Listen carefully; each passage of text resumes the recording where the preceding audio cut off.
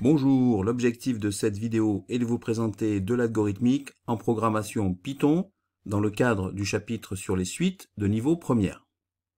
Alors, comment calculer les termes d'une suite à l'aide d'un algorithme en programmation Python?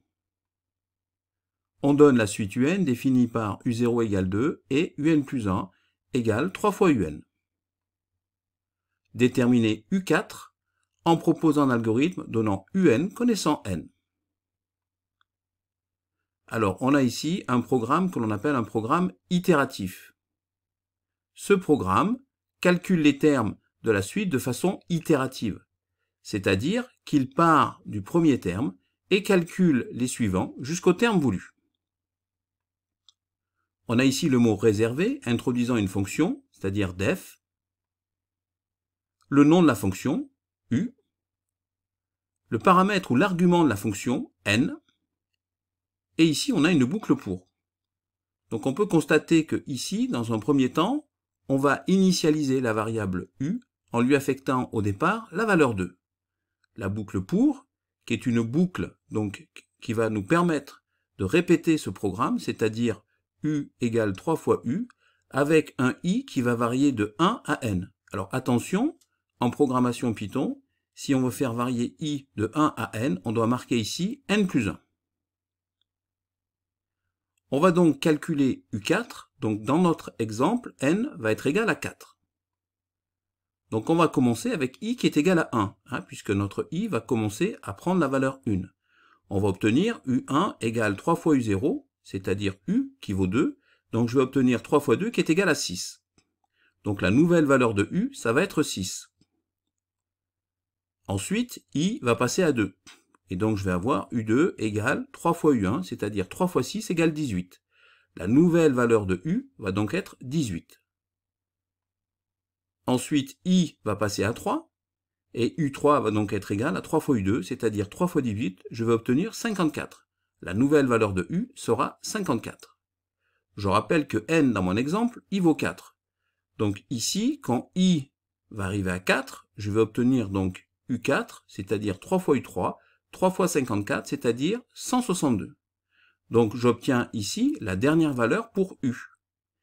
Et donc la fonction va nous retourner cette valeur, c'est-à-dire 162. Alors, toujours pour déterminer U4, on va voir maintenant un autre algorithme. Une autre façon de programmer en Python est de créer une fonction faisant appel à elle-même, à l'ordre inférieur, c'est-à-dire qu'elle part du terme à déterminer, c'est-à-dire dans notre cas U4, puis descend la récurrence en direction du terme initial, c'est-à-dire U0. Donc, dans ce type de programmation, on ne va pas partir de U0 pour avoir U1, pour avoir U2, pour avoir U3, pour avoir U4, comme c'était le cas dans l'itératif. Ici, dans ce mode de programmation, on va partir du terme final, c'est-à-dire U4, on va avoir U3, et grâce à U2, et grâce à U1, et grâce à U0, au final, on pourra calculer U4. Alors, on appelle ça un programme récursif. Voilà la forme qu'il a.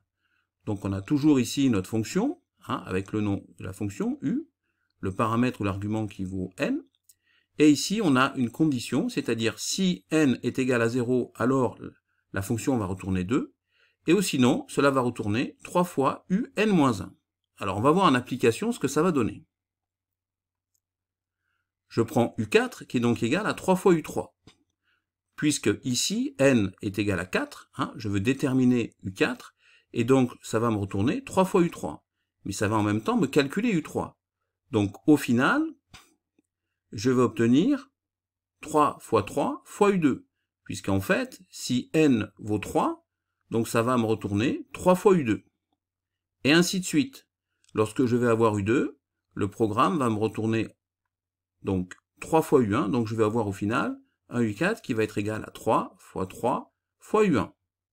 Et lorsque je vais être en U1, donc encore une fois n ne sera pas égal à 0, ça va m'envoyer 3 fois U0. Donc je vais obtenir en plus 3 fois U0, ce qui me donne au final 3 fois 3 fois 3 fois 2, qui est égal à 162. Donc on voit bien ici le principe donc, du système récursif, c'est je pars donc de U4, ça va me renvoyer dans un premier temps donc 3 fois U3, et ensuite ça va me calculer donc 3 fois U2, et ensuite ça va me calculer 3 fois U1, et ça va aller jusqu'à 3 fois U0, et ça va me permettre au final de déterminer U4, qui va donc être égal à 3 fois 3 fois 3 fois 3 fois U0, c'est-à-dire 3 fois 3 fois 3 fois 3 fois 2, et j'obtiens au final, comme précédemment, la même valeur, c'est-à-dire 162. Alors, petite précision, lorsqu'on arrive à la fin ici au terme U0, c'est-à-dire avec n qui est égal à 0, eh bien, on est au niveau de la condition. Si n égale à 0, eh bien, ça va nous retourner 2. Donc, la structure d'un programme récursif est toujours la même. On a if avec ici, donc, le terme initial, la valeur U0, et sinon, ça nous retourne, donc, la fonction, donc, à l'ordre inférieur, c'est-à-dire ça va nous retourner la fonction à l'ordre n-1. Donc voilà, cette construction de programme récursif est toujours plus ou moins la même. On voit que par rapport au programme itératif, on a quand même moins de lignes de code. Donc elle est moins longue à programmer, et je trouve qu'en plus, sur un plan, disons, purement algorithmique, c'est quand même beaucoup plus esthétique. Donc maintenant, on va voir comment rentrer notre programme dans la calculatrice. On va faire cette manipulation avec le modèle NumWorks. Donc ici, je vais me déplacer dans Python. OK, je descends et je fais ajouter un script. Vous voyez qu'automatiquement, je suis en mode alpha avec le verrou. Donc ce qui veut dire que je peux tout de suite taper pour écrire mon programme.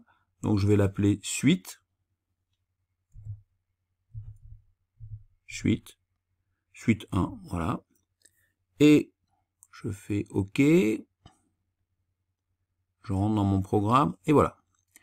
Donc je vais maintenant mettre une fonction. Alors pour cela, je vais dans la boîte à outils, je descends, fonction, OK. Je fais ensuite le nom de la fonction, c'est-à-dire U. Donc pour cela, je fais alpha U. Ici, voilà, j'ai le nom. Ensuite, là, j'ai N. Donc je fais alpha N. Vous voyez qu'apparaît ici next, on ne veut pas qu'il apparaisse, donc je fais ici, je clique sur la flèche, voilà. Je me déplace et je fais exécute. Voilà, j'ai le décalage, l'indentation qui se fait automatiquement. Donc maintenant, je vais initialiser ma variable U.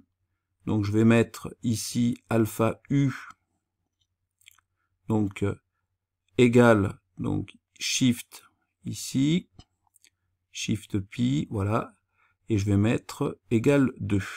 Donc ça, c'est l'initialisation. Donc je fais ensuite exécute. Je vais maintenant rentrer la boucle pour. Donc toujours pareil, la boîte à outils, boucle et test, OK. J'ai ici for, ma boucle pour. Et je vais mettre ici for i in range start stop. Donc je descends, OK. Donc je vais commencer de 1, et on a dit que en Python, pour aller jusqu'à n, en fait, il faut mettre n plus 1. Donc je vais faire alpha n. Donc ici, le next apparaît. Pour pas qu'il s'écrive, j'appuie donc sur la flèche ici et je fais plus 1. Voilà. Je fais ensuite exé et c'est bon. Donc voilà ce que j'obtiens. Donc je fais maintenant donc mon programme, c'est-à-dire U égale 3 fois U. Donc alpha, j'appuie sur alpha. U, donc shift pi. Donc shift pi, voilà, égale 3 fois U.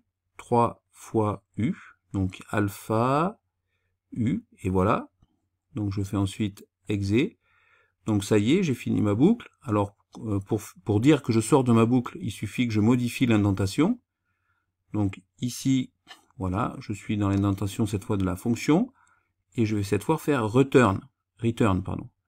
Donc je vais dans la boîte à outils, je vais toujours dans fonction, voilà. Et j'ai ici, donc, return, et ça va me renvoyer, en fait, donc, il faut pas oublier de mettre U, pour avoir le résultat.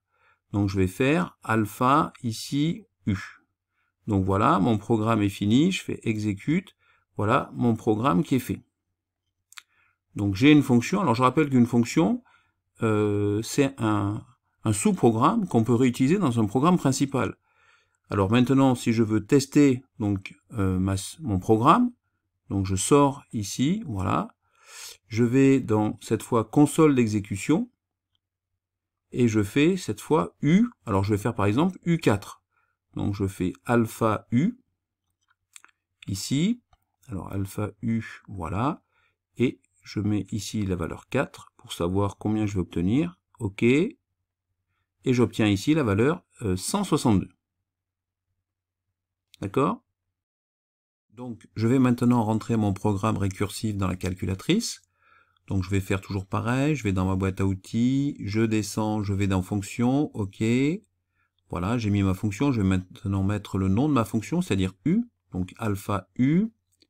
Voilà, je vais mettre maintenant le paramètre ou l'argument de la fonction, c'est-à-dire N. Donc je vais faire alpha N, pour pas que next apparaisse, j'oublie pas d'appuyer sur cette flèche-là, voilà.